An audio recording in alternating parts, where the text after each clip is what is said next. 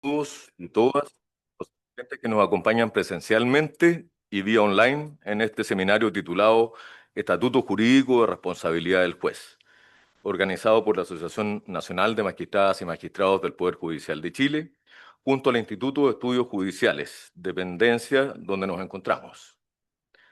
Particularmente quisiera extender los agradecimientos a nuestros destacados panelistas que accedieron a participar en este encuentro, cuyo objetivo es dialogar respecto de las reglas vigentes de exigibilidad de la responsabilidad de jueces y juezas. La responsabilidad judicial constituye una de las materias más sensibles del diseño institucional de todo Estado de Derecho. Exige conciliar el necesario control sobre quienes ejercen la función jurisdiccional con la garantía de independencia judicial, presupuesto indispensable para un juzgamiento imparcial. Esta reflexión cobra particular relevancia en el contexto de los procedimientos de remoción, iniciados en contra de diversos magistradas y magistrados hace un par de meses por el Pleno de la Corte Suprema.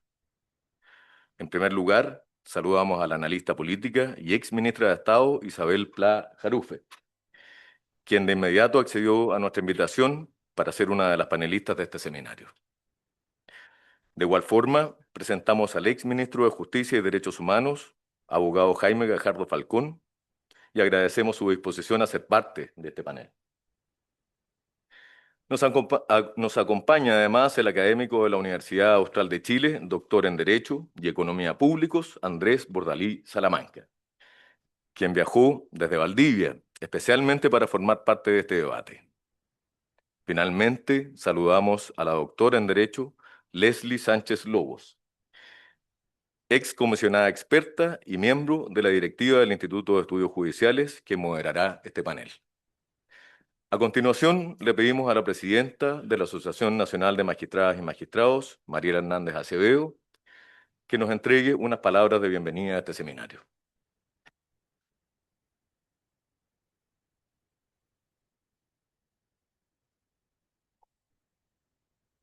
Buenas tardes a todas y a todos. Saludo especialmente a nuestros panelistas, nuestra moderadora, agradecidos eternamente por la aceptación de la invitación que la Asociación Nacional de Magistradas y Magistrados, conjuntamente con el Instituto de Estudios Judiciales, les hemos realizado.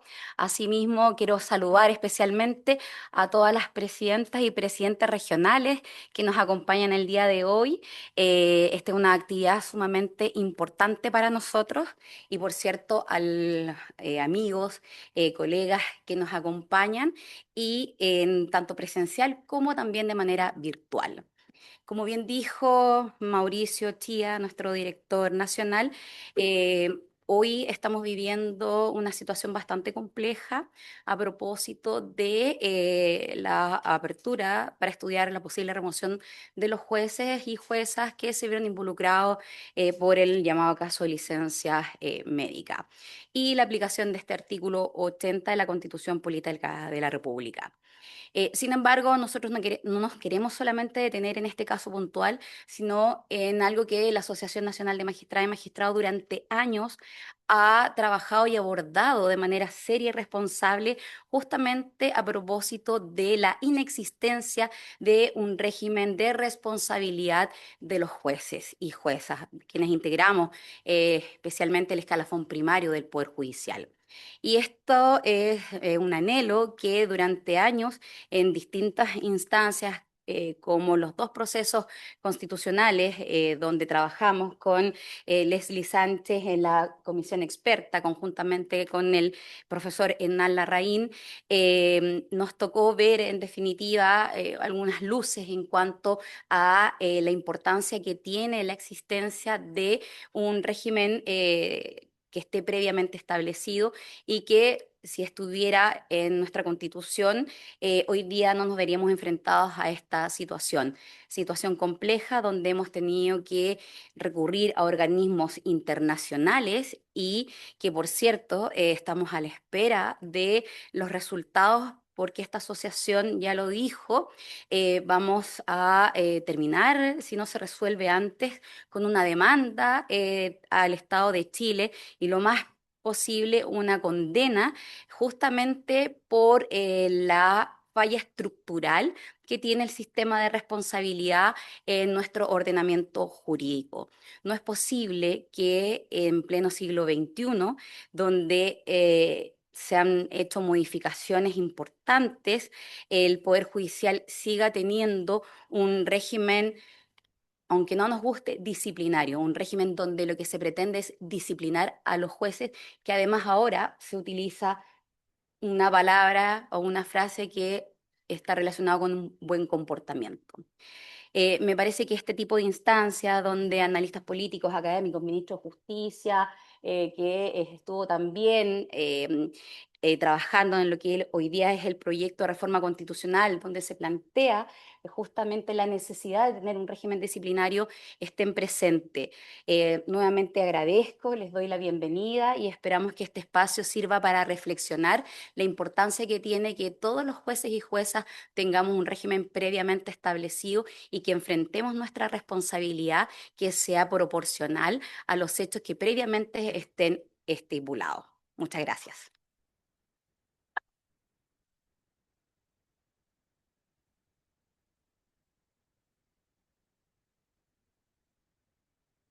Muchas gracias, Mariela.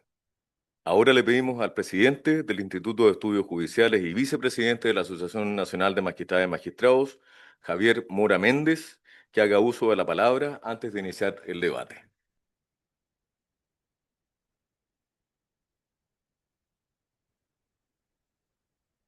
Bien, muy buenas tardes. Les agradezco infinitamente a todos ustedes por asistir al día de hoy a este espacio, a este lugar de reflexión en donde debatiremos acerca del estatuto jurídico de responsabilidad del juez. Por cierto, agradezco especialmente a nuestros panelistas, al profesor Bordalí, a los exministros Gajardo y Pla. Y queremos contarles que este es un lugar, el Instituto de Estudios Judiciales, ¿verdad?, donde nosotros lo pensamos precisamente para debatir con toda la libertad que sea posible. No buscamos que este sea un lugar ni de confort ni de comodidad en donde digamos que todo está mal y que los jueces somos las víctimas de un terrible sistema. Buscamos que en este lugar podamos detectar los vicios que existen en nuestro sistema, pero también las formas de canalizarlo. Y queremos que este espacio se convierta en eso. Y eso viene siendo. Quiero contarle a todos los presentes que aquí, en este mismo lugar, hemos debatido acerca de la crisis de confianza que afecta al Poder Judicial, invitando a aquellos que se han erigido en el último tiempo como nuestros principales críticos. Aquí estuvo Nicolás Sepúlveda Gambi, que inició las investigaciones a propósito del caso Audio y que, bueno, se atribuye la caída de algunos ministros, ¿no? Estuvo aquí también María Jaraquemada y otros académicos debatiendo acerca de la crisis de confianza que afecta al Poder Judicial, y este debate probablemente también se enmarca dentro de lo mismo. Pero nosotros entendemos que debemos empezar a debatir en serio acerca de la responsabilidad de los jueces y jueces. Tenemos una norma, el artículo 80, que constituye una regulación predemocrática, elástica e inaceptable en un sistema democrático que se precie de moderno o institucionalmente solvente. No puede ser que sin más se abran cuadernos de remoción para jueces amparados en una norma que dice únicamente que los jueces cesarán en su cargo cuando incurran en conductas o incurran en mal comportamiento. Así de simple. A eso nos enfrentamos y eso a nosotros nos sigue pareciendo inaceptable. Dentro de todo eso, ¿verdad? Nos encontramos con una reforma constitucional en curso, iniciada durante el mandato del expresidente Gabriel Boric, ¿verdad? Y conducida principalmente por el ministro Gajardo, que aquí está presente, ¿no? Que aborda de alguna manera el problema. Nosotros hemos sido, por cierto, defensores de una modificación de esas características, pero también se lo dijimos al ministro, hemos sido muy críticos de parte de esa regulación y esperamos que durante esta legislatura ello se modifique precisamente para garantizar un principio elemental, que es la independencia judicial, que tiene como contrapartida, ¿verdad?, un sistema, un régimen de responsabilidad que sea moderno, que persiga, por cierto, en donde sea posible que los jueces respondamos de nuestras conductas y nuestros comportamientos. Nadie quiere jueces enquistados o que sean eh, intocables, pero que la garantía de inamovilidad, que es la contrapartida de la independencia, sí tenga respaldo institucional y no meramente tácito o consuetudinario como existe hasta ahora. Tenemos una norma que solo garantiza independencia judicial porque la Corte Suprema no ha querido usarla. Sí lo hizo, como bien nos dijo nuestra presidenta regional de Concepción, Tania Galgani, en una cita que tuvimos con la Comisión Interamericana de Derechos Humanos, en solo 2 oportunidades previas a esta tercera, en 2 regímenes de excepción. En una, en la dictadura o en el gobierno autoritario de Carlos Ibáñez del Campo, y seguidamente durante la dictadura militar, en los primeros años de la dictadura militar que empezó en 1973. Ese es el lugar donde estamos, desde ese lugar estamos discutiendo. Hoy día nos encontramos frente a una cesación masiva de jueces en un sistema o en un régimen democrático. ¿Lo vamos a aceptar simplemente? Vamos a aceptarlo porque es una forma de pagar la crisis de responsabilidad, la crisis institucional que enfrenta el Poder Judicial. Bueno, a la Asociación de Magistrados nos parece que eso no es posible. Con toda esa libertad queremos que por favor nuestros panelistas gocen de ella, nos critiquen, nos digan que no nos parece, que no les parece la forma en que nosotros nos hemos desenvuelto, pero queremos escucharlos muy atentamente y agradecemos también infinitamente su presencia. Muchas gracias.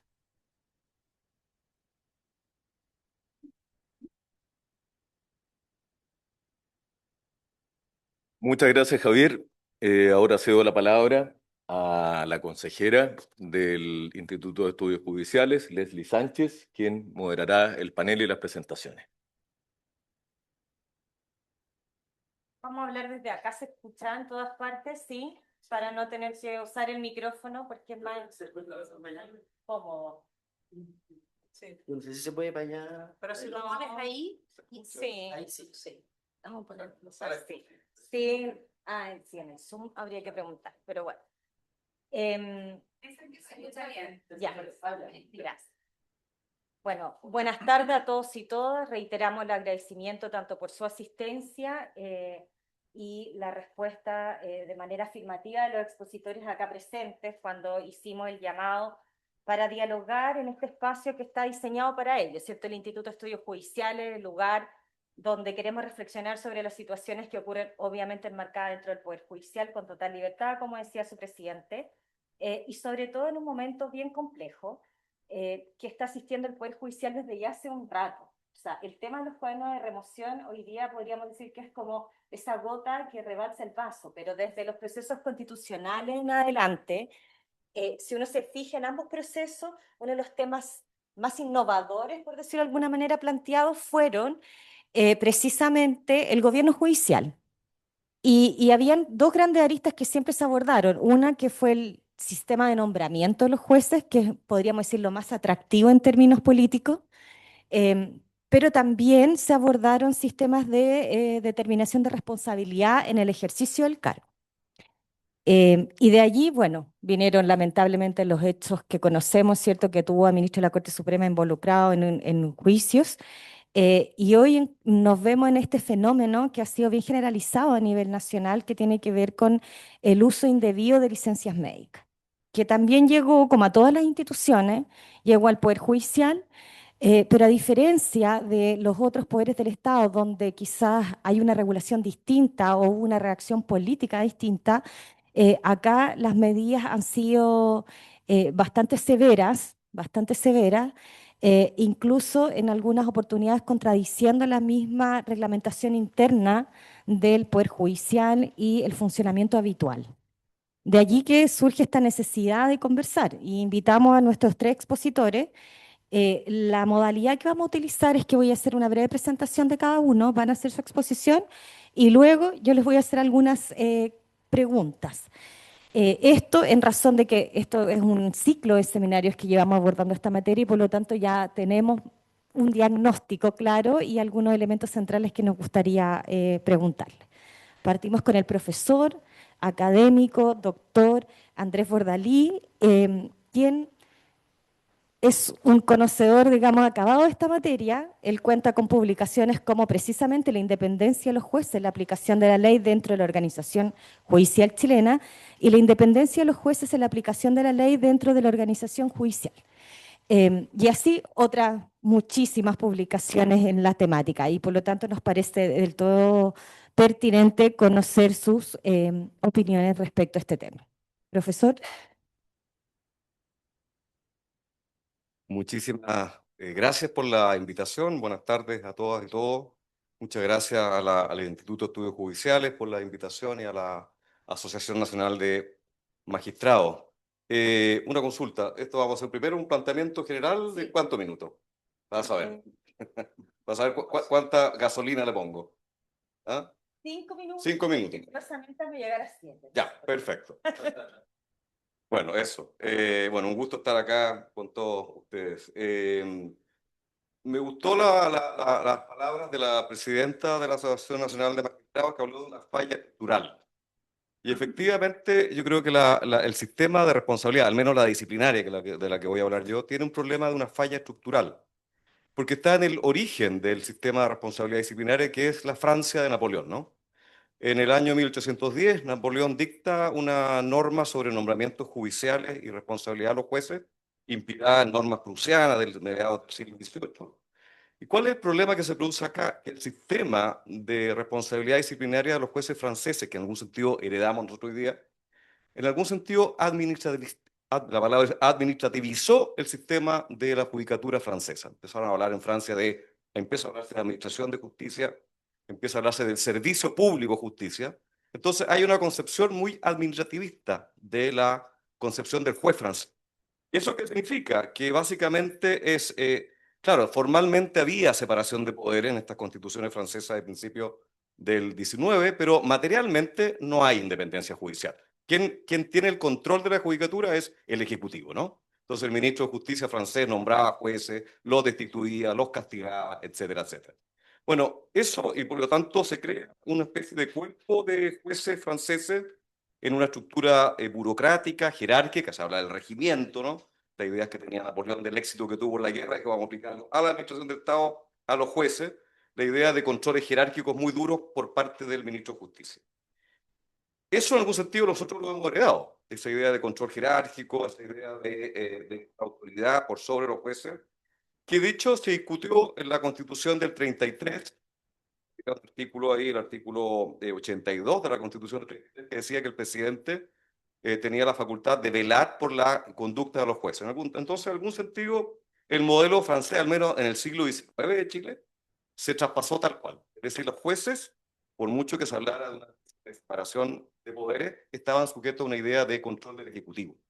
Claro, Jorge Uneo y otros autores han dicho, oiga, esto no es tan así, porque cuando se intentó por parte del Ejecutivo a mediados del siglo XIX de sancionar a jueces, tanto la Corte Suprema como las Cortes de Apelaciones se rebelaron y no acataron esa idea de que el Ejecutivo iba a controlar la conducta de los jueces. ¿Ya?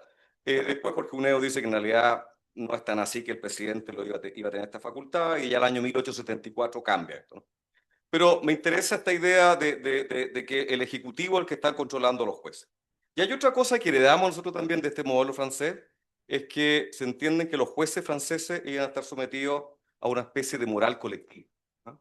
Se hablaba de la dignité de sans caractère, que el ministro de Justicia, cuando veía que algún juez podría alterar esa dignidad de la judicatura, le aplicaba sanción. Eso lo tenemos claramente heredado en una serie de normas, por ejemplo el 337, número 3 del Código Orgánico Tribunal, que habla de conducta viciosa, comportamiento poco honroso, negligencia habitual en el desempeño de los oficios. Después el 544 habla de la idea de un ilícito disciplinario de irregularidad de la conducta moral, vicio, etcétera, etcétera. Entonces esta idea de que hay una especie de moral colectiva que hay que tutelar, eso es muy típicamente napoleónico, lo tenemos metido en nuestros códigos. Bueno, voy a ser breve porque quizás podemos volver más adelante. ¿Cuál es el problema central que tiene el sistema de responsabilidad disciplinario? Que está estructurado de acuerdo al artículo 80, al artículo 82, todos los artículos del Código Orgánico. Está estructurado en la administración del Estado. Ese es el problema que tenemos en Chile. La administración del Estado, y es lógico que sea, es normal que un ministro, un subsecretario, un jefe de servicio pueda aplicar sanciones a sus subordinados, porque la administración del Estado está enfocada a lograr fines en un sentido políticamente lato, ¿no? Entonces es normal que el jefe de servicio, el ministro, el subsecretario pueda sancionar a sus subordinados porque están todos en un conjunto, una orgánica, están todos coordinados a lograr un fin de interés público. Bueno, esa lógica de la administración del Estado no la podemos tener respecto a los jueces. Ese es el problema que tenemos. O sea, nosotros estamos insertos en una idea que a los jueces se los considera una especie de cuerpo administrativo. Cuando los jueces, por la función judicial, no es lograr ningún tipo de fin político, sino que simplemente aplicar la ley, y por otro lado, los jueces sometidos a una estructura de carácter de independencia judicial, supone que hay que tener un sistema completamente distinto de responsabilidad disciplinaria, no la que tiene la administración del Estado.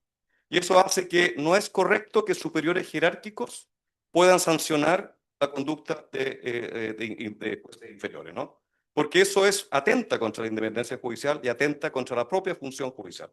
Entonces, ahí está, yo creo, la base, estoy tratando de sintetizar, la base de lo que decía la presidenta de la falla estructural. Nosotros estamos en Francia en el año 1810. En vez de que sea el ministro de Justicia, tenemos a la Corte Suprema o a las Cortes de Apelaciones. Pero el problema está en esa estructura que está viciada. Esa es la base principal, diría, del problema que tenemos con el sistema de responsabilidad disciplinaria. Después hay problemas ya, respecto, en primer lugar, a la idea de la falta de tipicidad de los ilícitos disciplinarios, ¿no? O sea, si uno le preguntara quizá a cualquier juez de acá, ¿usted sabe por qué lo pueden sancionar? Esta idea de conducta viciosa, irregularidad de la conducta moral o mal comportamiento, según el artículo 80. Es bien difícil que un juez sepa prever que sus conductas, si pueden aparejarle o no un tipo de sanción, ¿no? Entonces, la falta de tipicidad... Ya, perfecto. La falta de tipicidad de los ilícitos disciplinarios es un problema grave que tiene el sistema regulado en el Código Orgánico de Tribunales, ¿no? Y luego estaba el tema de las cláusulas moralizantes, que le llamo yo, esta idea de hablar de la dignidad del cargo, de los vicios, etcétera, que es algo bastante medieval, ¿no? Deberíamos superar eso hace rato, ¿no? Y luego hay un problema que aquí me meto un poquito las patas de los caballos, pero quiero enunciarlo. Yo creo que ha sido mala cosa que en Chile el sistema de responsabilidad disciplinaria se haya llevado por el código de ética, ¿no? Los códigos de ética, si uno los mira bien, son propios de sociedades intermedias, de una idea de autorregulación, ¿no? El colegio médico tiene un código de ética, el colegio de abogados tiene un código ético, pero no creo que sea prudente que un poder del Estado se rija por un código ético. Es una realidad que está aceptada, hay organismos internacionales que lo promueven, yo soy contrario a esta idea, pero voy a aceptar. Pero lo que se puede diferenciar es que podemos tener un código ético, una especie de deontología del trabajo del juez, con una idea prospectiva, de un ideal de juez, el ideal perfecto de juez de acuerdo a un código ético. Pero no se puede derivar sanciones disciplinarias del código ético. El código ético, muy bien, prospectivo, un ideal de juez. Pero lo que tenemos que hacer en Chile es tener un derecho disciplinario por conductas que están tipificadas en la ley y de ese derecho disciplinario aplicar sanciones. ¿Quiénes son los llamados a actuar acá? No tiene que ser más la Corte Suprema. Esto es un tema político, es un poder del Estado. ¿Y quién regula el poder del Estado? Es el poder legislativo y la Constitución, ¿no? O sea, la ley y la Constitución. Entonces, el llamado que tenemos que hacer todos como sociedad es evitar la idea de que la Corte Suprema dicte más actas, autoacordados, porque no corresponde. No estamos frente al colegio de abogados, no es el colegio médico, no es el colegio de arquitectos, ¿no? Es un poder del Estado. Y los poderes del Estado se rigen por la Constitución y la ley. Entonces, el principal culpable de esta especie de falla estructural que tenemos es el poder político. El poder político en general, digo, el legislativo, que no se ha puesto a tono con el siglo XXI de tener un código, como han hecho muchos países, que tipifica la conducta. Hay que trabajar, sí. Hay que hacer un código de derecho disciplinario. 50 conductas, 40 conductas. Dictar una motivación, o la motivación no calza con la parte decisoria, el juez que no va a trabajar, etcétera, etcétera. Hay que hacer el trabajo. Y ese trabajo tiene que hacerlo el Poder Legislativo. Entonces, no le corresponde a la Corte Suprema, tampoco a las Cortes de Apelaciones, ir regulando, parchando esta idea. Y termino simplemente diciendo, y esto ustedes obviamente, de acuerdo a las introducciones que han dado, el problema está en que el debido proceso acá no se cumple para nada, ¿no? O sea, no hay un principio de legalidad, no hay principio de tipicidad, no hay independencia del juzgador, claramente no hay independencia del jugador. Por lo que veo, ustedes están hoy día, y creo que tienen razón en el tema de que ciertas garantías del debido proceso, por ejemplo, el neves in idem, no se está respetando acá. La idea de que hay un doble juzgamiento, yo nunca lo había visto en ningún poder del Estado, en ningún tipo, menos respecto a un juez de la República que tenga dos tipos o dos procedimientos sancionatorios, ¿no? Entonces, creo que las garantías del debido proceso no se están respetando adecuadamente Y insisto, el que tiene que actuar acá es el Poder Legislativo, reformando el artículo 80, con esta idea de lo que se dijo acá, mal comportamiento, que viene del año 1700 y tanto de Inglaterra, eso no dice nada, ¿no? ¿Cuál es el mal comportamiento? Eso hay que modificarlo y desde luego esto pasa por un cambio de gobierno judicial que podemos hablar más después con toda tranquilidad. Muchísimas gracias.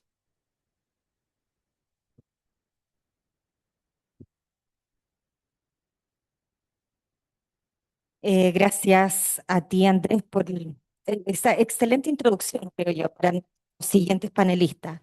Queremos continuar con Isabel porque este es un fenómeno también que está ocurriendo no solo a nivel nacional, sino que quizá incluso a nivel mundial, donde la interpretación que hacemos nosotros es como moralizar las conductas, ¿m? Ya sea en el ejercicio del cargo, fuera de él, pero hay una tendencia eh, que lo vimos particularmente en nuestro país cuando se dieron a conocer los hechos de funcionarios públicos que habían hecho mal uso de las licencias médicas, de aplicar, podríamos decirlo en términos muy sencillos, aplicar todas las penas del infierno a aquellos funcionarios que habían cometido aquella irregularidad. Eh, Nos interesa tu opinión entendiendo primero que eres, no vienes del mundo efectivamente judicial, pero que tu vasta trayectoria laboral en comunicación política, también como directora de la unidad de coyuntura de la Secretaría General de la Presidencia, bueno, y habiendo sido ministra de Estado que te permite, ¿cierto?, conocer un poco la realidad nacional, pero desde unos ojos, digamos, desde la comunicación política, de los efectos que esperamos, por qué se provocan ciertos fenómenos, entender eh, ¿por qué se habría reaccionado de esta manera? Porque esta es una decisión la que se adoptó cuando se abren 56 cuadernos de remoción. No es una obligación legal, no es un mandato constitucional tampoco. Se realiza porque se reacciona a una situación, como digo, que ya venía ocurriendo en otros poderes del Estado y que pareciera que la mano pura sería la solución al problema. No sé si tú lo ves de esa manera o tienes otro análisis. Bueno, muchas gracias. Efectivamente, no vengo de este mundo, pero me he tenido que relacionar con el Poder Judicial por buenas razones, afortunadamente, muchas veces en la vida, especialmente cuando fui ministra, y siempre tuve una relación muy, muy fluida. Voy a tratar de aprovechar lo mejor posible este tiempo. Yo la verdad es que quiero felicitar a los jueces porque nosotros vivimos en un país muy cierto, intensificado comunicacionalmente por el tema de la seguridad, el narcotráfico, en fin, un montón de delitos, y otros que tal vez no tienen sanción penal, pero pasan por los tribunales de usted, ya sean cosas civiles, ciertos familiares, y creo que hay que tener muchísimo carácter y para ejercer el derecho y les debemos mucho a ustedes y por eso es importante este tipo de paneles para la estabilidad democrática, para la integridad de las personas. Y claro, yo nunca voy a pretender desde aquí referirme como André y como probablemente, ¿cierto? El exministro Gajardo, referirme a los temas procedimentales, ni siquiera a los temas reglamentarios, ¿cierto? Que tienen que regir, ya sean constitucionales, legales o en otros cuerpos, ¿cierto? Normativos, la función de ustedes, que evidentemente está regida, ¿cierto? Tiene que estar regida por una norma, pero sí me gustaría aprovechar estos minutos para reafirmar junto a ustedes el impacto que tiene en la ciudadanía cada uno de los eventos que afectan al Poder Judicial. En el último año hemos tenido eventos de tres naturalezas, no los voy a mencionar, ¿cierto? Hemos tenido temas relacionados con nombramiento, en fin, una serie de cosas y cada uno de esos eventos impacta muchísimo en la ciudadanía. ¿Por qué impacta? Perdónenme la obviedad, porque en Chile y en todo el mundo, ¿cierto? Hay una apreciación del ejercicio del poder hoy día distinto al que había, ¿cierto? Hace 10, 20, 30 años. Hay una conciencia de lo que implica el poder y hay mucho desconocimiento también en torno al ejercicio del poder. Por lo tanto, la evaluación que hace la inmensa mayoría de los chilenos, salvo gente que sabe mucho del tema como ustedes u otros que operan con ustedes, es tremendamente exigente, incluso, como dice la Leslie, moralizante, porque frente a los jueces la tolerancia cero parece ser inapelable, pero eso tiene un origen y creo que es muy importante conversarlo con ustedes, el origen. ¿Qué es lo que pasa?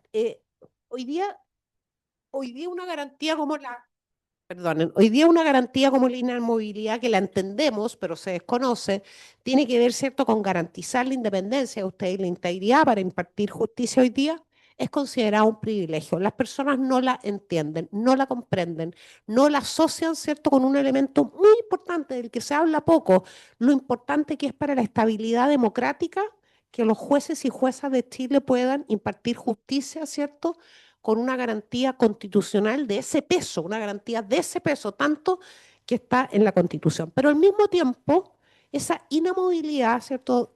Como yo deduzco de la lectura de la Constitución, está condicionada por un buen comportamiento. He entendido en estos minutos que el concepto de buen comportamiento o mal comportamiento es algo que los incomoda y los entiendo, porque tiene una subjetividad, ¿cierto?, que no se condice con la labor, con las altas exigencias profesionales de las juezas y jueces e incluso con las personas que operan ante la justicia. Entonces, evidentemente puede haber un tema semántico, pero las personas entendemos que esa inamovilidad, que es una garantía, que es cierto que contribuye no solo a impartir justicia, cierto, de manera independiente, también tiene que tener una condición. Entonces, cuando esa condición parece romperse frente a los chilenos, entonces la inamovilidad, ¿cierto?, tambalea. Estoy poniéndome en los zapatos de las personas que están tomando el metro, la micro, yendo a buscar y de las mismas personas como yo, que de repente nos enfrentamos frente a una cámara y un micrófono, digamos, una mañana que en los diarios viene una cobertura amplísima respecto a los cuadernos de remoción, otras cosas, y nosotros conscientes de lo delicado que es decir cosas inconvenientes, ¿cierto?, para la República, somos muy cuidadosos, pero nos enfrentamos también a esta exigencia de la ciudadanía. Yo preparándome para esta conversación, revisé algunos estudios de opinión que han estado circulando en el último tiempo muy importantes. Voy a mencionar algunos datos de la encuesta CADEM creo que el 3 o el 4 de mayo de este año. He visto otros estudios parecidos, creo que el ministro sabe perfectamente a lo que me voy a referir, pero en esta CADEM del 3 de mayo, 33% de los encuestados cree que para enfrentar la delincuencia debe impulsarse una reforma al sistema judicial. 33%, más de un tercio. 12 puntos más incluso que la posibilidad de que los militares asuman tareas de seguridad, que en esa encuesta aparece con el 21%, que es una medida sumamente popular, ¿cierto? Bueno, las personas, incluso por encima de esa medida, creen el 33% que ustedes son los responsables, que digamos que para enfrentarse a la delincuencia tiene que impulsarse una reforma del sistema judicial. Incluso hay un ex candidato de la derecha, por el cual yo no voté, por cierto, que se sienta en un panel de televisión y dice, lo primero que hay que hacer es una reforma del sistema judicial. Nunca lo he escuchado decir cuáles son los ejes de esa reforma, cuáles son los cambios, sobre la base de qué ideal, ¿cierto?, de poder judicial, de sistema judicial, como dice Andrés, de juez y jueza, nada. Él puso eso, lo repite en las redes sociales, lo repite en los medios, y su base electoral, que es amplia, ¿cierto?, dice sí, reforma al sistema judicial. 30% de esta misma encuesta cree que los principales responsables, esto es impresionante, de resolver la delincuencia son ustedes, los jueces y los tribunales. 3 veces más incluso que las policías, que en esta misma pregunta y en este mismo gráfico, PDI más Carabineros, aparece con el 9%. Es impresionante, ¿o no? Que los chilenos y chilenas que están en una muestra, en un estudio, crean que ustedes son 3 veces más responsables frente a la delincuencia que los propios policías que están en la calle, que están impartiendo orden, digamos que son sobre los hombros de esas instituciones, está depositada la legitimidad, la fuerza del Estado. Y en materia de evaluación, 20% aprueba a los fiscales, 9% aprueba a los jueces. Les quiero decir que obviamente que sobre esta respuesta hay una dosis muy importante de desconocimiento de la labor que ustedes hacen, y hay una incomprensión también en la respuesta, que también es responsabilidad del Poder Judicial. Cuando la ciudadanía no entiende lo que se está haciendo, cuáles son las normas, por qué hay normas de protección al ejercicio, ¿cierto?, de las personas que operan en los tribunales de justicia, hay una responsabilidad institucional. Les quiero decir que somos hermanos del mismo dolor. Yo estoy en la política hace un montón de años, a veces más cerca, ahora estoy un poquito más lejos, pero los políticos tienen incluso peor evaluación e incluso hay mayor desconocimiento de su trabajo y hay muchísima más distancia y rabia, porque desgraciadamente las instituciones públicas y sus autoridades son grandes depositarios de la rabia, de las frustraciones, de los miedos y también hay que decirlo, del desconocimiento de cómo funcionan nuestras instituciones y de la responsabilidad individual que tienen también las personas frente a los tres poderes del Estado. Voy terminando, después tendremos oportunidad de conversar sobre otras cosas. Le pasa a las chilenas y chilenos lo siguiente. Durante décadas, desde que yo nací, cuando uno veía un juez, a cualquiera de ustedes, uno siempre se pone, ¿con qué asociaba la evaluación de los jueces de los tribunales? Con la posibilidad de estar yo sometida, ¿cierto? Enfrentada ¿cierto? A ser juzgada por alguna conducta que ha sido imputada como un delito, como una falta, en fin. Entonces yo los evaluaba de esa manera, ¿no? Porque esta jueza le puso a mi papá tal norma, o sea, esa era la forma en torno a eso. Hoy día, yo diría desde hace bastante tiempo, las juezas y los jueces están siendo evaluados respecto de la relación que tienen con la prioridad de Chile, que es la seguridad. ¿Acepto? Por eso el candidato presidencial que habla de reforma del sistema judicial prende así, pues, así de rápido. Por eso los chilenos le asignan a ustedes 3 veces más responsabilidad que la responsabilidad que se le asigna a la PDI, Carabineros, instituciones que, a las que yo tengo mucho aprecio porque he trabajado con ellas. Pero es evidente que no es así, pues, porque para que un delincuente, un narcotraficante llegue ante los jueces, tiene que haber pasado antes, justamente por las personas que están a cargo de esas instituciones que están funcionando en la calle o en donde, ¿cierto?, vayan a buscar a personas imputadas por delitos que son cada vez más graves. Hay muchos ustedes tienen desafíos, yo los tengo, espero tener oportunidad en la siguiente ronda. Yo creo que hay un desafío fundamental de socialización con los chilenos. Socialización. ¿Qué significa el Poder Judicial? El Poder Judicial es uno de los tres poderes del Estado, señores. No son comisarías donde uno va, o sea, sobre la base de ustedes, ustedes son uno de los tres pilares sobre los cuales se construye la República de Chile, se construye nuestra democracia, se construye la estabilidad a partir de la cual, ¿cierto?, nosotros queremos vivir tranquilos, en paz, protegidos de la inseguridad, con condiciones para prosperar, para tener elecciones democráticas cada cierto tiempo, participar, aspirar al poder, en fin. Hay un desconocimiento, pero también me temo y con esto termino, y también yo quiero invitarlos a ustedes también a salir de la caja, a pensar sin necesidad de desproteger sus garantías, que son necesarias, y yo como ciudadana las voy a proteger, y hoy día las conozco mejor desde que conversé la primera vez con yo no había leído, no me acordaba del artículo 80, porque cuando uno está en los gobiernos y lee las constituciones, pasa los artículos que uno quiere, entonces, no, este capítulo judicial, chao, me paso al siguiente capítulo. Entonces, por el 80 se había pasado, no me acordaba, pero yo los invito a que ustedes se pongan, o sea, salgan de la caja. ¿Cómo nos están mirando los chilenos?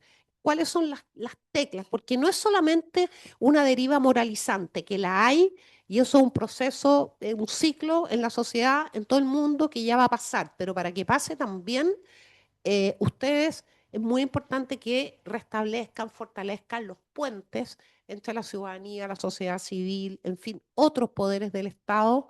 No se enojen cuando la gente exige las penas del infierno, pero tampoco minimicen el impacto que tiene, ¿cierto?, en millones de personas saber que un juez ha pedido una licencia sin estar enfermo para ir a estudiar fuera de Chile o para lo que sea.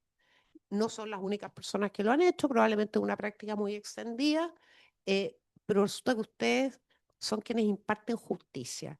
Y eso, inconsciente e implícitamente, tiene un castigo mayor. Gracias.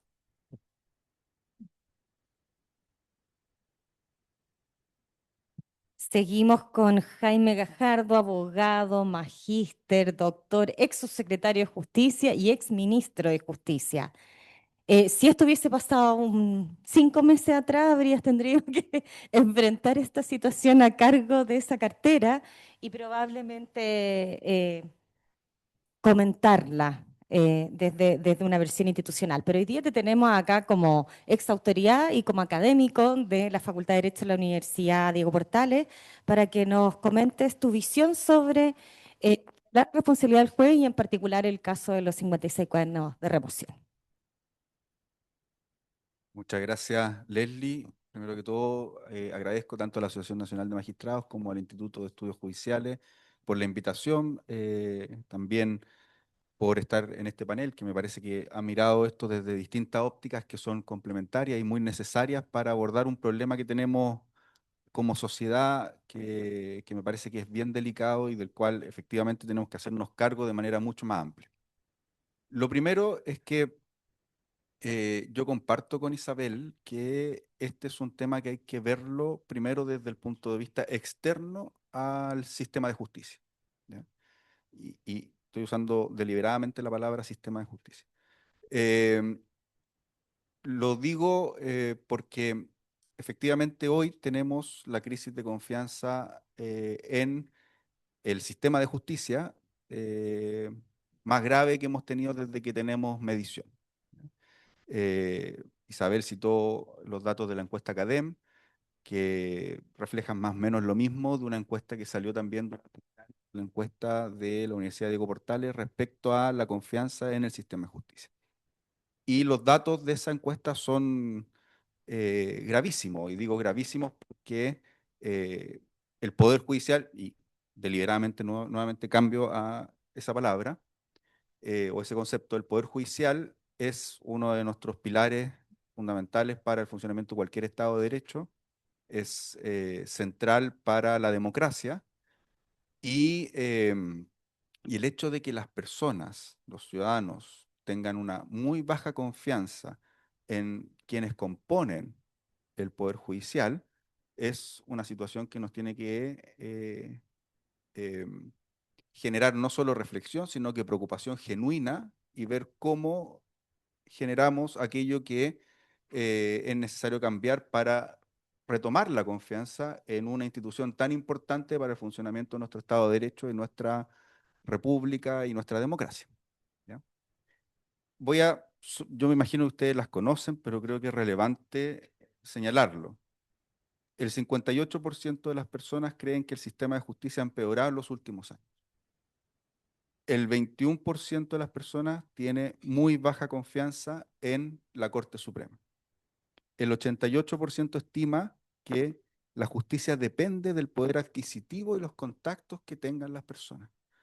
Y prácticamente el 100% de las personas considera que hay corrupción en el Poder Judicial. 99%. Estos son los datos de la encuesta Democracia UDP de este año. Un punto que creo que es relevante es, esto se hace sobre el sistema de justicia. ¿Ya? ¿Y por qué eso es relevante? Porque tenemos datos desagregados respecto a el comportamiento de los jueces y del Poder Judicial, pero, y algo que señalaba Isabel que creo que es significativo, es que sobre el sistema de justicia la gente no entiende muy bien cómo funciona. ¿Ya? De hecho, las cifras son parecidas respecto al Ministerio Público, respecto a la Defensoría, respecto a otras instituciones que conforman lo que nosotros conocemos como el ecosistema de justicia y que además sabemos que para que funcione adecuadamente, cada una de esas piezas tiene que funcionar debidamente también. ¿Ya? Nosotros ya habíamos tenido algunos datos similares, veíamos que las distintas encuestas nos daban cuenta de esto y en su momento, el año pasado, le propusimos a la Comisión Coordinadora del Sistema de Justicia Penal, que todos ustedes conocen, que se formara una subcomisión de la comisión que estudiara esto y lo estudiara en términos largos, es decir, que viéramos cómo desde la coordinación del sistema de justicia podíamos enfrentar esta situación. Primero con educación cívica, que es lo que eso significaba, con políticas comunicacionales, que es relevante, pero también con aquellos aspectos que es necesario modificar en el comportamiento de las instituciones para que vayan recuperando la confianza. ¿Ya? Entonces yo creo que este tema está inserto en ese que es más grande, del cual yo creo que lo planteó muy bien y y la Asociación de Magistrados y el Instituto de Estudios Judiciales creo que también tienen que estar dentro de esa reflexión, ¿ya?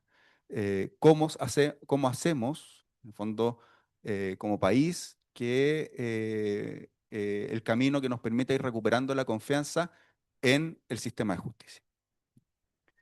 Lo que planteó el profesor Bordalí me sirve mucho porque yo tenía algunas cosas parecidas, entonces voy a obviar, solo decir que poder judicial propiamente tal en nuestro sistema constitucional existe desde, o mejor dicho, la nomenclatura poder judicial desde la Constitución del 25. Antes se llamaba de la Administración de Justicia.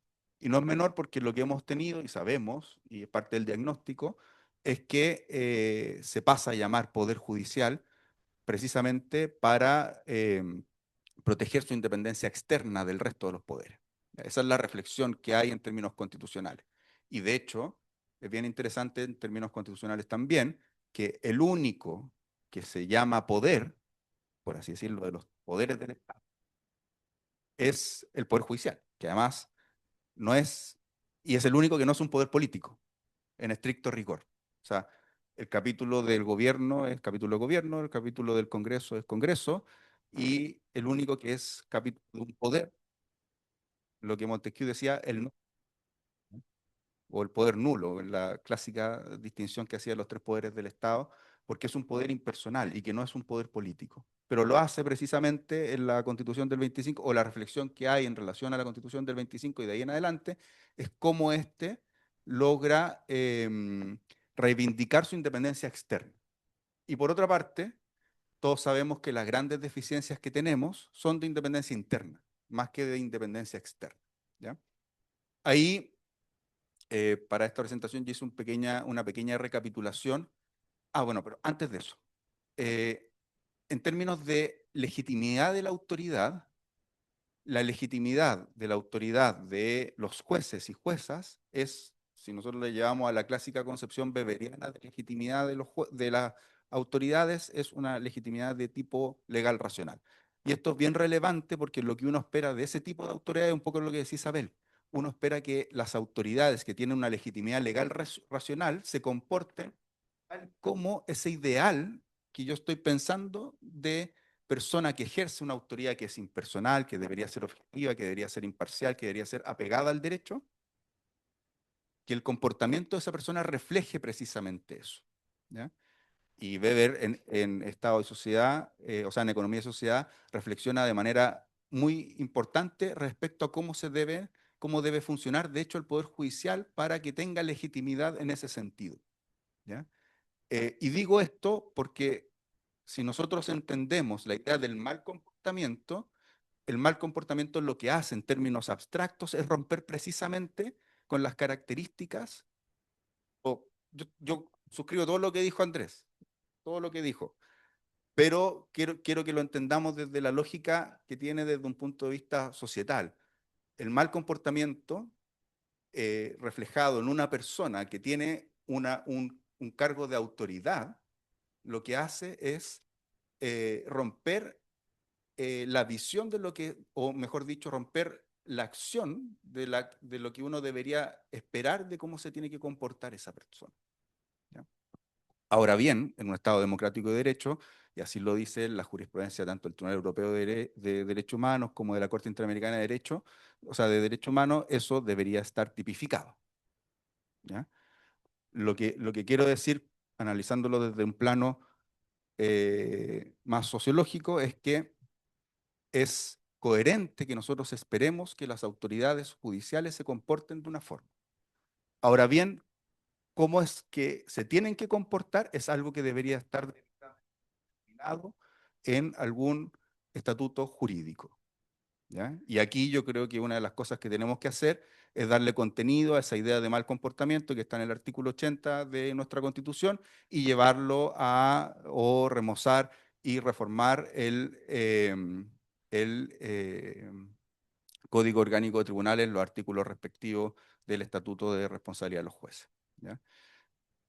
Siguiendo con eso, ¿cuáles son las principales deficiencias que tenemos? Y creo que en parte en la reforma al gobierno judicial se hace cargo de algunas de esas deficiencias, principalmente procesales, y de debido proceso, pero creo que los aspectos sustantivos, que es precisamente cómo llenamos de contenido la idea de mal comportamiento, para que eso cumpla con un requisito que es el requisito de tipicidad, me parece que eso está pendiente, ¿ya?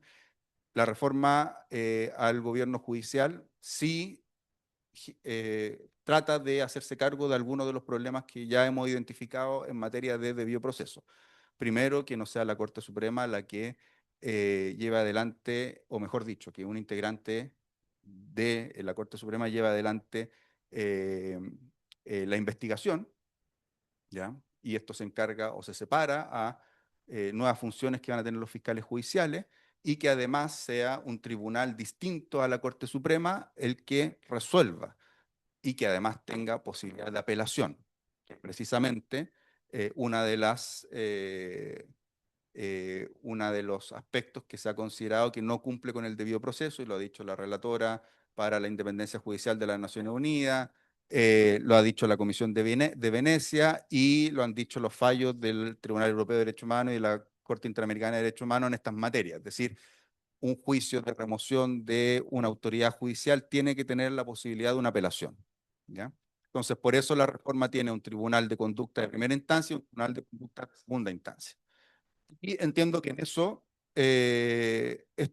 eso va en el buen camino de asegurar la independencia interna de los jueces y jueces.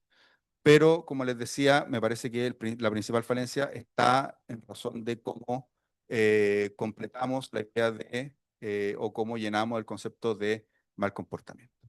Me quedo por ahí por ahora.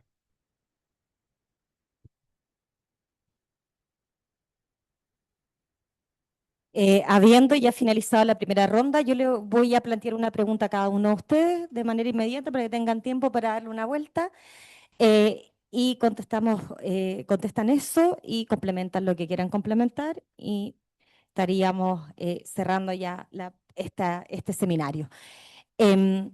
Andrés, si no me equivoco, de tu presentación desprendo que lo que nos estás planteando es que existe una herencia cultural y jurídica para entender al Poder Judicial desde una perspectiva de estructura jerárquica. En consecuencia, eso sería lo que habilitaría, ¿cierto?, a los ministros de la Corte Suprema a sentir esta responsabilidad de tener que actuar frente a esta situación y adoptar medidas con los instrumentos que tienen hoy día, ya sean actas, en fin. Pero de lo estudiado en los dos procesos constitucionales y en los seminarios y coloquios académicos, también es una cuestión cultural muy arraigada en los abogados y abogadas chilenas. Fue cuando la minoría, entre la que me incluyo, planteamos que existe una total igualdad entre quien ejerce la labor jurisdiccional independiente del tribunal en el que tú estés realizando tus funciones, era prácticamente como faltar el respeto a las autoridades, como la llaman. Y de allí que, si tú te fijas en todas las propuestas que hay de gobierno judicial, siempre se incorporan a los ministros de la Corte Suprema en labores, ya sea de nombramiento, de disciplina, de vinculación con la Academia Judicial, en fin. Por ende, un cambio normativo es lo natural y obvio. No lo ha llegado y no sabemos cuándo va a llegar. Pero insisto en el factor cultural.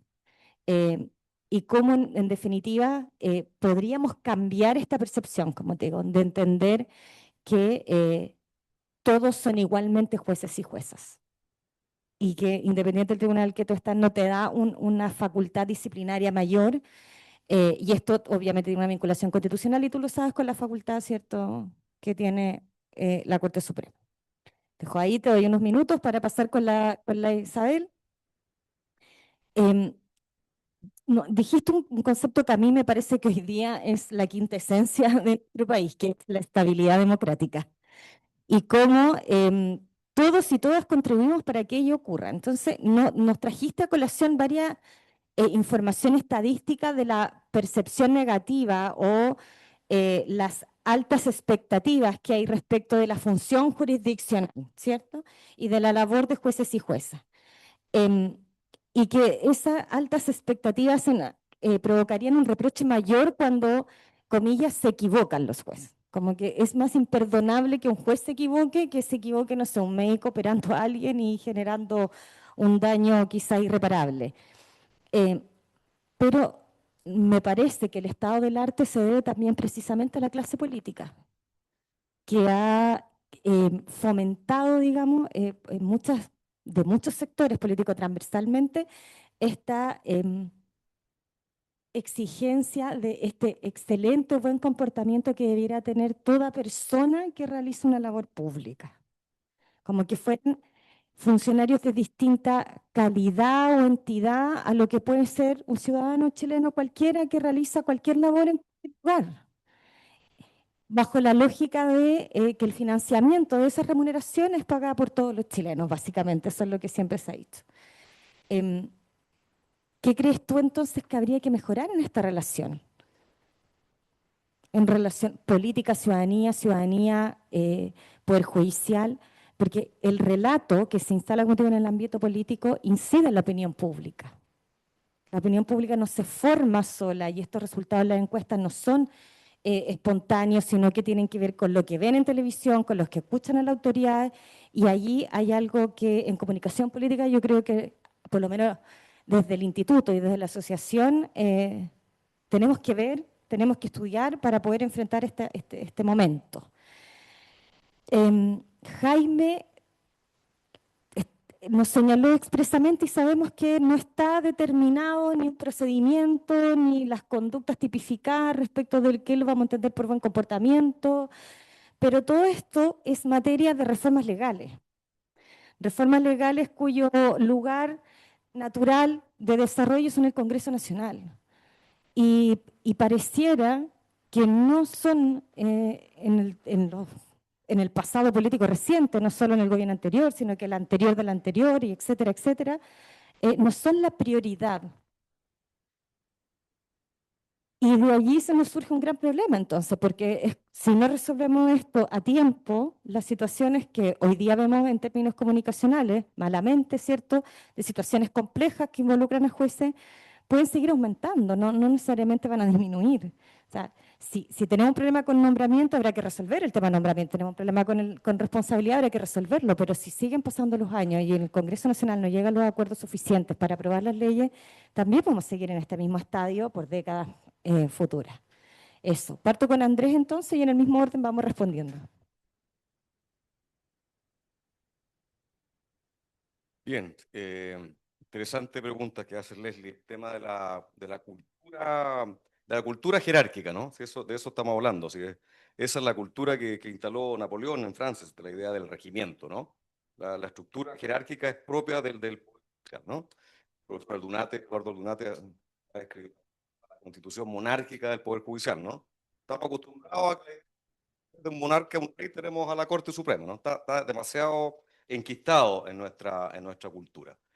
Y efectivamente, yo también participé en un par de reuniones de las comisiones y de los procesos constituyentes, y uno observaba efectivamente que de distintos lados, quizás un poco más a la derecha, no sé, pero la idea es que siempre tenía que estar la Corte Suprema con mayoría en cualquier tipo de reforma que se intentaba hacer en esa manera.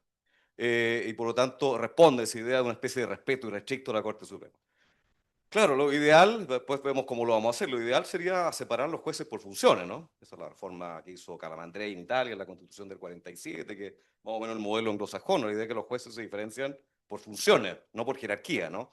Uno podrá discutir si pueden haber incentivos para que la gente haga carrera judicial, ganar más plata siendo ministro de corte, lo que sea, ¿no? Pero las funciones son las que se diferencian, ¿eh? No hay jerarquía, y eso es lo que tenemos que lograr. Ahora, ¿cómo hacemos eso? Bueno, no queda otra que, yo diría, un gran acuerdo nacional. Pienso en la reforma de la justicia penal, ¿no? La reforma procesal penal fue algo que, si tú preguntabas a la gente, era impensable cambiar un proceso tipo inquisitivo que llevaba años de años en Chile, pero hubo un gran acuerdo nacional de cambiar algo, pero un giro copernicano, una idea de proceso acusatorio, con derechos de los imputados, y eso yo creo solo se hizo porque hubo un gran consenso político. Entonces, si tú me preguntas cómo cambiar con la cultura de la jerarquía, bueno, se puede intentar algunos medios de socialización, este tipo de actividades, lo que sea, pero creo que al final lo que se va a requerir es, ojalá, un gran acuerdo político de que en el fondo que el poder político a través de la ley produzca el cambio cultural. No veo otra posibilidad.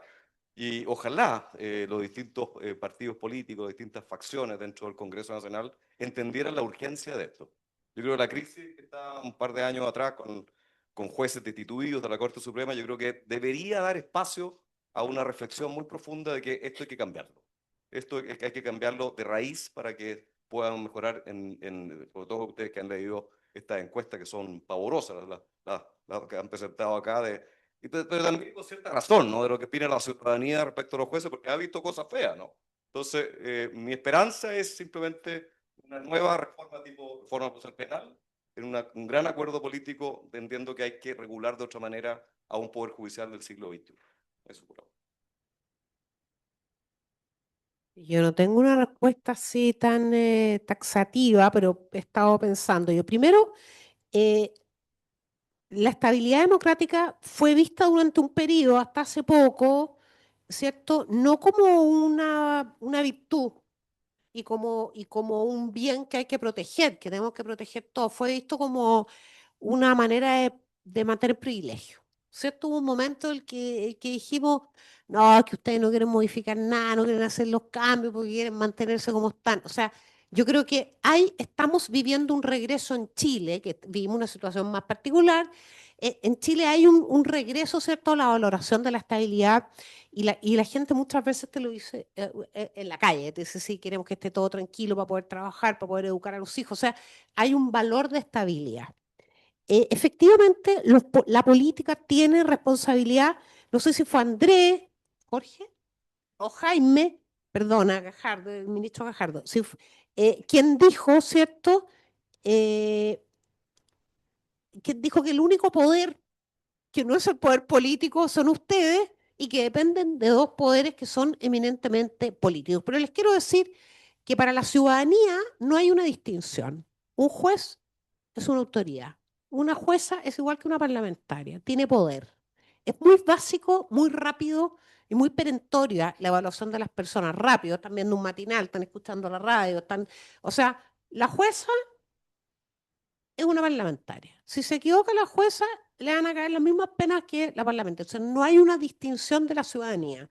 Lo que hay claramente es el ejercicio de un poder ¿cierto? La investidura como autoridades y por tanto la exigencia de un estándar más alto y por tanto implícitamente adjudicarles la posibilidad de que ustedes estuvieran actuando de manera dolosa. Yo creo que es muy importante, escuchando a Andrés me doy cuenta, esto también tiene que ver, ¿cierto?, con un sistema político que fragilizó la política, que la fragmentó, que la polarizó. Por supuesto, la polarización, la fragmentación no son fenómenos únicos de Chile, sobre todo la polarización, es un tema muy fuerte en el mundo y hay fuerzas encargadas de que esa polarización no caiga, ¿cierto? Porque es una polarización que les renta políticamente, les renta incluso económicamente. Yo formo parte, yo sé que ustedes no son políticos, pero yo formo parte de un sector de la política tradicional que convivimos durante muchos años con la centroizquierda, con la izquierda tradicional de toda la vida, hasta con el Partido Comunista. Yo era concejal de Peñalolén, uno de mis buenos amigos era, ¿cierto? Me acuerdo perfecto, Pablo Abrego, que era, ¿conoce a Pablo? Bueno, y con Pablo decíamos, oye, ¿qué maldad podemos hacer? Vamos a ver esto porque no pueden poner la patente de alcohol. O sea, de verdad había un sentido de bien común y cuando había que diferenciarse, había que diferenciarse. Nosotros hoy día esta forma de hacer política está fuera, está mal vista, es fea, es castigada. Pero creo sinceramente, y reitero, escuchando a Andrés, creo que modificar también el sistema político en Chile va a contribuir muchísimo, primero, a revalorizar con fuerza y de manera clara y perentoria lo que significa la estabilidad democrática, a revalorizar la función del Congreso. El Congreso está desvalorizado porque han llegado al Congreso personas poco preparadas y muy populistas.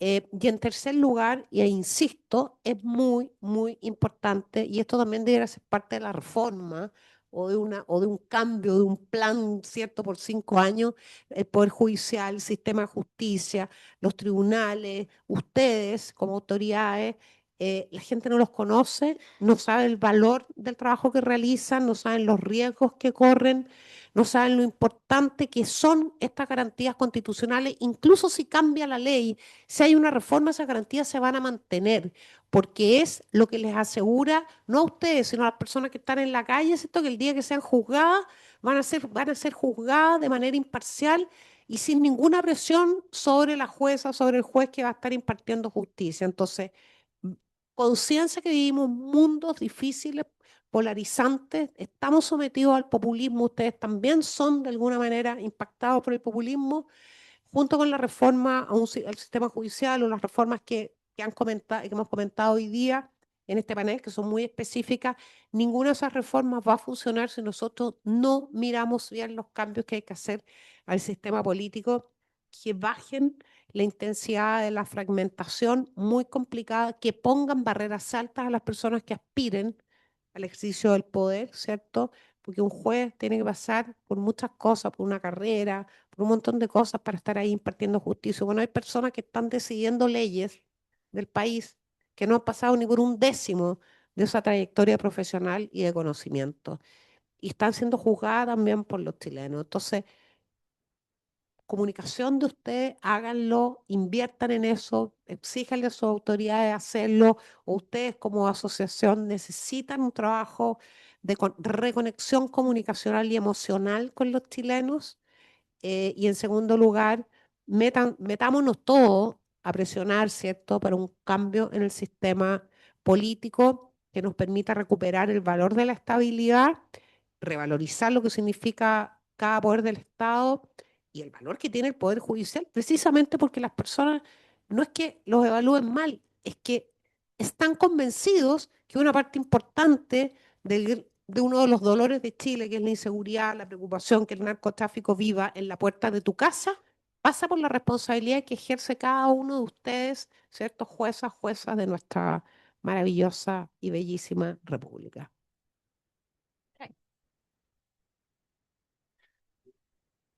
Em, bueno, me da la impresión de que una de las como ópticas o una de las perspectivas que tenemos para ver esto, me parece que pasa porque efectivamente algo que se decía recién. eh, la opinión pública no se forma obviamente de forma espontánea, ¿ya? Sino que tiene un proceso de formación. Pero sí, el sistema de justicia enfrenta un conjunto de dificultades que le hacen sentido a las personas y por eso se genera esta distancia con el sistema de justicia. Por poner un ejemplo. Y sabemos que hay problemas estructurales detrás de aquello, pero si alguien tiene un problema con su empleador, para resolverlo en los tribunales laborales hoy por los problemas que hay de saturación de los mismos, se demora años. ¿Ya? Si alguien le roban el automóvil, eh, primero hace la denuncia y lo único que sabe del sistema de justicia es una carta que recibe después del Ministerio Público que le dicen, sabe que no vamos a perseverar en la investigación porque no obtuvimos ninguna prueba. Entonces, en términos de estudios sociales, lo que se está alarmando en nuestra sociedad y es muy peligroso es una sensación de impunidad, de que las personas no logran acceder a la justicia. ¿Ya? Y aquellos, yo le seleccioné algunas de las cosas que salen en la encuesta UDP, pero que es más profunda. Y esa sensación de impunidad es más compleja todavía porque las personas dicen los únicos que logran acceder a la justicia son aquellos que tienen medios para acceder a la justicia. ¿Ya? Y sabemos y lo sabemos por 300 años de estados democráticos constitucionales, estoy siendo generoso, em, que el sistema de justicia y los poderes judiciales son la columna vertebral para el mantenimiento de los estados democráticos y constitucionales. ¿Ya? Son la columna vertebral. Entonces yo tomo lo que dice Andrés en el sentido de que nuestro sistema político se tiene que dar cuenta de la importancia que tiene el sistema de justicia y de que hay que reforzarlo en todos los planos. Nosotros en el gobierno pasado, o sea, yo tengo un dolor, me habría gustado fortalecerlo mucho más. Eh, lo conversábamos con la presidenta de la asociación, lo conversábamos con los representantes de la corte, etcétera. Bueno, logramos sacar el proyecto que fortalece los tribunales laborales, logramos sacar o presentar con informes financieros, proyectos para fortalecer la justicia de familia, crear los tribunales de ejecución de penas, pero es muy insuficiente. ¿Ya? Pero ustedes no saben lo que cuesta conseguir los recursos y además, a pesar de que presentamos esos proyectos que son grandes, después que se tramiten, porque no les ven un rédito eh, político, electoral, y la verdad es que no lo entienden. Y ahí es donde nuestras fuerzas políticas tienen que entender que estamos en una situación compleja, porque, por cierto, el comportamiento de los jueces es uno de los aspectos en los que hay que ser muy, muy claros, pero no es lo principal. O sea, es lo más visible, pero lo principal, lo que está más, podríamos decir, subterráneo, es la sensación de impunidad de la ciudadanía. Y eso para resolverlo en términos más, para resolverlo, necesitamos hacer reformas profundas al sistema de justicia, que principalmente lo fortalezcan. Y por eso hablo del sistema de justicia, porque también logramos fortalecer el Ministerio Público, porque eso sí era muy atractivo y logramos incorporar recursos, crear el servicio de acceso a la justicia y la defensa debería estar implementándose. Por- y creamos el servicio de acceso a la justicia porque lleva el apellido de Defensoría de las Víctimas. ¿Ya? Porque si no, la reforma de las corporaciones de asistencia judicial no la habríamos hecho nunca. ¿Ya? Lo que quiero decir es que eso es algo que tenemos que tomar seriamente porque lo que está profundo en nuestra sociedad es una sensación de impunidad que es muy, muy delicada para nuestra democracia y nuestro Estado de Derecho. Porque de ahí sabemos qué es lo que ocurre, que es la justicia por mano propia. Y ese es el peor de los mundos. Y eso, y la erosión del Estado de Derecho. Y eso sabemos que es camino para populismo, es camino para sistemas de gobierno que obviamente no queremos para nuestra sociedad. Muchas gracias a todos y a todas por haber venido, por haber escuchado y quienes nos están viendo ya sea por Zoom o por streaming. Gracias a nuestros panelistas, excelente diálogo, excelente conversación. Y a nosotros como institución nos queda mucho más por seguir reflexionando. Y para concluir esta actividad, Mauricio Chía va a dar las palabras de cierre. Bueno, antes de eso, queríamos preguntar si alguien tiene alguna consulta, algún aporte que quiere hacer desde el público. Estamos llenos de jueces, de abogados, especialistas. Elisa, por favor. Gracias por el espacio. Espera un poquito, te vamos a acercar el micrófono para que la gente que está en el Zoom también te oiga. Gracias. Una pregunta para el profesor Bordalí, muy interesante, el análisis que hacía de cómo la influencia, esta cultura jerárquica francesa influye en el diseño institucional del Poder Judicial chileno. Y también recordar la fragilidad original de los nombramientos, cómo el ser juez está expuesto también al poder político de turno. Y pensando cómo Chile ha evolucionado en esa materia y cómo, por ejemplo, hoy en día tenemos una academia judicial, donde hay una profesionalización también de la labor de juez. Quería preguntarle qué sentido tiene mantener las facultades disciplinarias y correccionales frente a los magistrados y magistradas.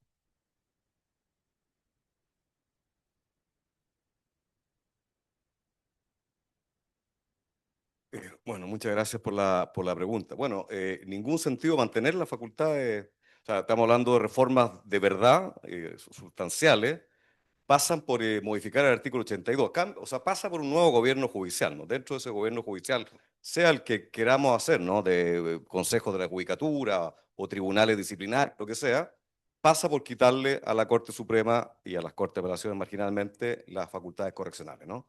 O sea, lo que tenemos que hacer, creo yo, es tener un sistema de control de la conducta de los jueces que yo creo que es necesario tenerlo, ¿no?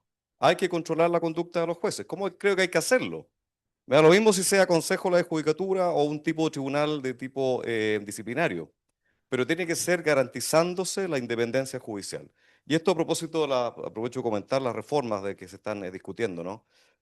Claro, se ha avanzado la idea de que sea un tribunal disciplinario, es la primera modificación importante, ya no la tendría la Corte Suprema ni las Cortes de Apelaciones, pero sigue haciéndome ruido la presencia de la Fiscalía Judicial. ¿Por qué? Porque la Fiscalía Judicial, como ente investigador y acusador, que es la propuesta, la Fiscalía Judicial, como está regulada en el Código Orgánico de Tribunales, tiene cierta dependencia de la Corte Suprema y las Cortes de Apelaciones. O sea, por mucho que se hable de cierta autonomía de la Fiscalía Judicial, la Corte Suprema puede aplicar sanciones a los fiscales de la Corte Suprema, a la Fiscalía Judicial, y las Cortes de Apelaciones pueden sancionar a los fiscales de las Cortes de Apelaciones. Por otro lado, los fiscales judiciales, yo soy abogado integrante, se sientan en la misma mesa con los ministros.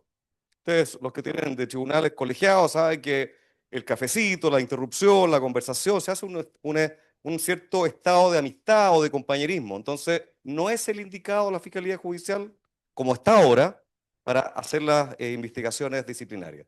Que yo no pretendo suprimir la Fiscalía Judicial, lo que pretendo es que, al contrario del Poder Judicial, que hay que jurisdiccionalizarlo, o sea, el tema disciplinario, a la Fiscalía Judicial hay que convertirla más en un órgano de tipo administrativo, sacado fuera de la Corte Suprema. De hecho, se habla fiscal judicial de la Corte Suprema, fiscal judicial de la Corte de Apelaciones. No, creemos una fiscalía judicial totalmente autónoma, no vinculado al Poder Judicial, o sea, un órgano de tipo Ministerio Público, pero dedicado a controlar la conducta de los jueces. Eso no está en la reforma actual y creo que con eso todavía no vamos a avanzar a un verdadero derecho disciplinario del siglo XXI. La Fiscalía Judicial tiene ligazones con el Poder Judicial y creo que eso es un problema grave.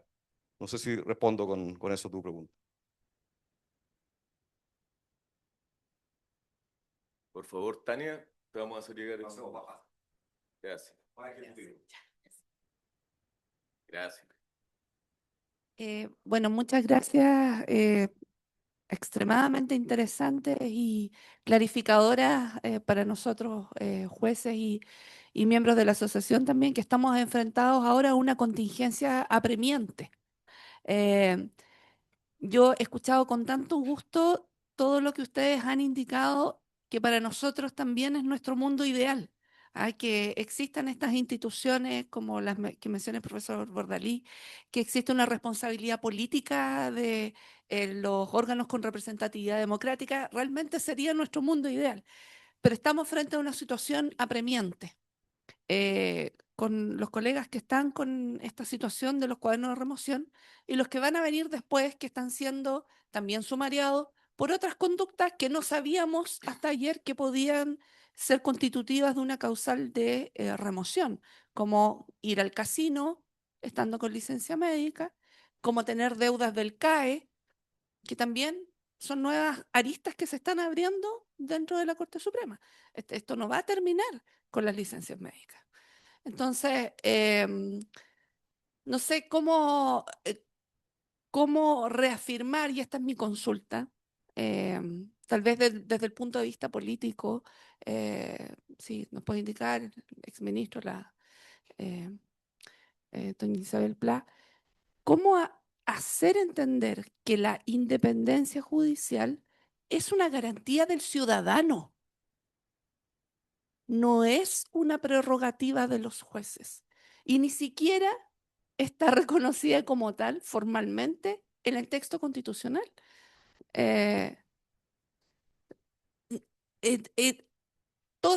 toda persona tiene derecho a un juez independiente e imparcial, pero eso, lo que está reconocido, es el derecho al juez natural.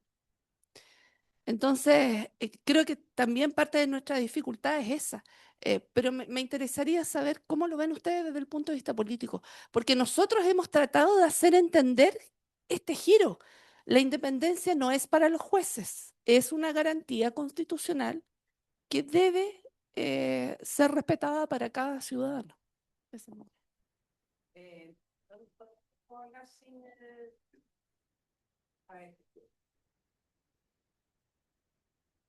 Muchas gracias, Jaime. Bueno, yo insistir en el desconocimiento generalizado de la ciudadanía respecto de la labor de los jueces. Yo, por ejemplo, voy a confesar una ignorancia. Yo pensé que la Corte Suprema eran superiores jerárquicos de ustedes hasta hace 10 minutos. O sea, y ah, ya, pero me considero una persona bastante informada, pero hay una desconexión muy importante en general en las instituciones públicas respecto a la ciudadanía. Ahora, ¿sabes lo que pasa? Hay un punto súper importante que no puede soslayarse. Es implícito, pero la inamovilidad, que efectivamente es una garantía para nosotros, los ciudadanos, que alguna vez podemos ser sometidos, ¿cierto?, a un juicio, es una garantía también para un magistrado que está impartiendo justicia, pero se sostiene sobre algo. Yo sé que no le... Está bien, entendimos que el buen comportamiento es un concepto antiguo, napoleónico y subjetivo, ¿cierto? Y hemos aprendido, y hoy día aquí he aprendido que ese buen comportamiento tiene que estar debidamente tipificado, o sea, tiene que haber un catálogo. ¿Ah? A lo mejor hay personas que no les gustan los códigos de ética porque el código de ética implícitamente dice que podría haber una disposición a no cumplir una norma ética, a no tener un comportamiento ético. Bueno, yo soy muy práctica. Peleé mucho por un código de ética en mi partido hace 20 años y también los antiguos de mi partido me decían, pero ¿cómo va a tener un código de ética? O sea, entonces estamos dando a entender que hay militantes dispuestos a no tener un comportamiento ético. Pero yo entiendo la preocupación de ustedes, se entiende claramente que hay objeciones al debido proceso, que hay un montón de variables que se han ido cruzando en esta coyuntura particular de los cuadernos, la apertura de cuadernos. Sin embargo, también es importante que ustedes reflexionen y lo tengan siempre presente porque es una tranquilidad para ustedes que esa inamovilidad, esa garantía constitucional que les permite ejercer su trabajo con tranquilidad, independencia, integridad, se sostiene sobre una trama que la Constitución ha señalado como buen comportamiento, porque me parece que en el artículo 80 está establecido el concepto de buen comportamiento, que en un futuro próximo, ojalá, y con el propósito de modernizar, ¿cierto?, el sistema de justicia, ese buen comportamiento esté tipificado claramente. Pero sin embargo los chilenos, aunque no saben muy bien, ¿cierto?, para qué sirve la inamovilidad, tienen total claridad de que esa inamovilidad, cuando se quiebra por alguna razón, entonces ya se diluye y no se las van a reconocer. Y por eso es importante reflexionar. Yo lo escucho, yo sé que no es lo mismo, ¿cierto?, haberse movido para ser nombrado ilegítimamente como juez de la República, ¿cierto?, traficar con influencia, lo tengo claro, en comparación con la solicitud de una licencia médica por las razones que sean, o qué sé yo, cualquier falta de ese tipo. Son hitos, hechos de naturaleza diferente, pero para la inmensa mayoría de los chilenos no hay diferenciación, porque en esa inamovilidad, considerada para algunos como un privilegio, para otros la reconocen como una garantía, está sostenida sobre un comportamiento que cuando se quiebra, entonces ya no sirve para sostener la estabilidad y la permanencia de esa persona, de esa autoridad en la institución. Debe haber un reconocimiento de eso, independiente de todos los matices, ¿cierto? Que obviamente que las conductas no son iguales, los impactos no son iguales, pero todo lo demás se reduce a dos conceptos para una opinión pública. Y mientras menos informada esa opinión pública, desgraciadamente, es más severa. Por una parte, la inamovilidad es un privilegio, no reconocida como una garantía, y por otra parte, la inamovilidad lo que permite, ¿cierto?, es la actuación impune de personas que están ejerciendo poder, una autoridad en un tribunal, para poder, ¿cierto?, cometer cosas que si las cometiera yo, cualquier persona del país, entonces seríamos, ¿cierto?, juzgados. Entiendo todas las consideraciones, solo que yo estoy intentando marcar una obviedad que ustedes la viven probablemente, pero si no conversamos sobre eso ni reflexionamos sobre eso, y si las reformas que están ¿cierto? Estudiándose, debatiéndose, no las contemplan también para cerrar todas las ventanas y protegerlos a ustedes, entonces, mientras dure esta ola moralizante, como dice la Leslie, que puede durar un ciclo, 5 o 10 años, en fin, bueno, vamos a tener problemas y va a ser muy, digamos, intenso, injusto también la evaluación ciudadana sobre el trabajo de las juezas y jueces, que hoy día es bastante duro, yo doy fe de eso, y arriesgado también.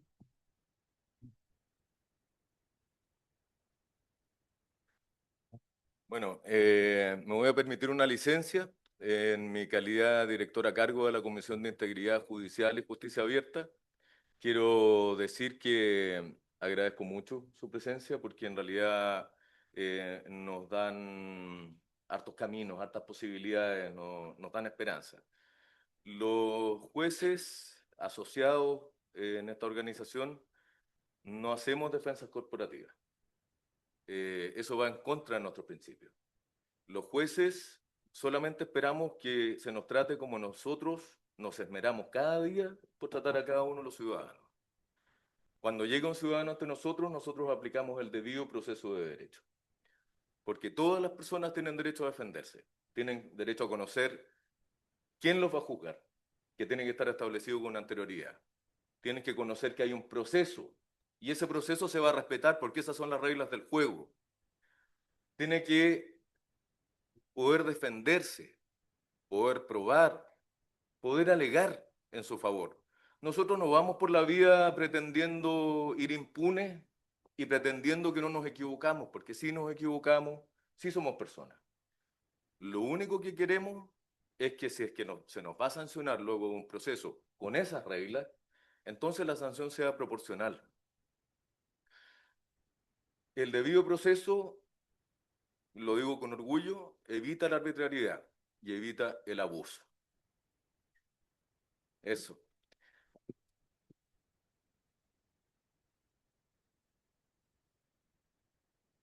Muchas gracias a todas las personas que asistieron. Valoramos mucho su compañía, su interés. Sabemos que no somos una parte importante del Estado ni representamos un presupuesto importante, pero somos en quienes se pueden refugiar todos los días. Nosotros también buscamos ahora en tribunales internacionales en quien refugiarnos porque el debido proceso es lo que marca. Marca una vida justa y la legítima esperanza de que los derechos de las personas valen y son respetados. También somos personas. Muchas gracias entonces, ahora los invitamos a un café.